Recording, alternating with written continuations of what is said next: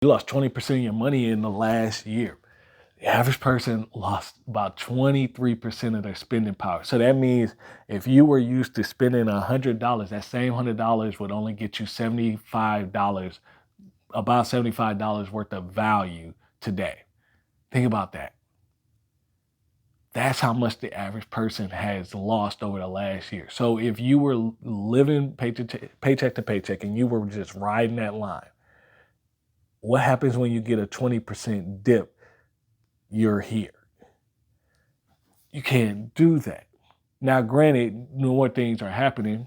IRS is changing the tax brackets to allow for more cushion on income.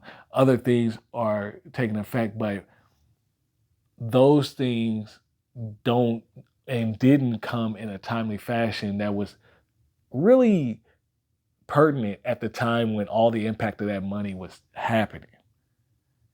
More layoffs occur, more. And though the Fed seems a little bit more steady on the rates, you would think things will progress. It doesn't work that way.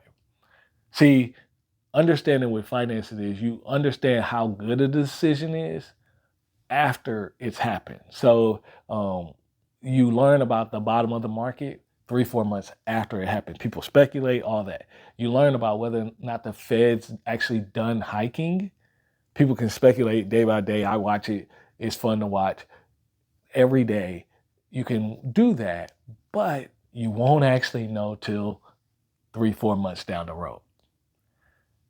You make a decision with your money. You can feel an impact initially, but you'll understand the true impact of your financial decisions, good or bad, in the next 4, 5, 6 months. And that's what's going to occur with the looming credit card debt. Student loan payments are now beginning. It's not a pretty picture. So you're probably saying, and rents went up, obviously. What do you do? Well, what you do is, yeah, I didn't do Black Friday. That's great. I didn't I didn't buy a new car or anything like that. I'm just really trying to maintain. The fact is, what you have to do in times like this, if you don't have any savings, you first need to work anyone that will let you any extra hour that you can. And granted, getting given to the fact that you might have childcare needs and all that, and there are opportunities that you could take advantage. The other thing is the best thing while you're trying to work extra and while you're trying to find that next way of bringing in some income, attack the two highest things you have to pay for. Typically, probably your card payment and typically probably your housing.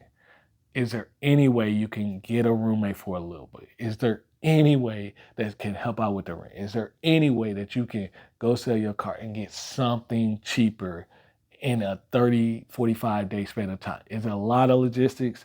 Yes. To sell a car and get rid of it? Yes. But that's something that you will get the immediate impact with. Are there things that you can cut off? Yes, you can cutting off 1 or 2 streaming services, it's $20. If you cut off all of them, on average, that's about 120 to 250 in streaming services that the average person's pay. That's something. These are things you can do in the temporary to stop the bleeding so that you're able to first stabilize and then attack. When a boxer gets knocked down, he can't just get up swinging. He has to get up, stand, get his senses about him, and now recalibrate so that he can go in and attack. You need to recalibrate right now, but you first have to stand. And a lot of people are trying to walk while they're laying down. Think about that. Where are you at? The average person, on average, has lost about 23% of their spending power in the last couple years. That's not a discount most people are willing to take.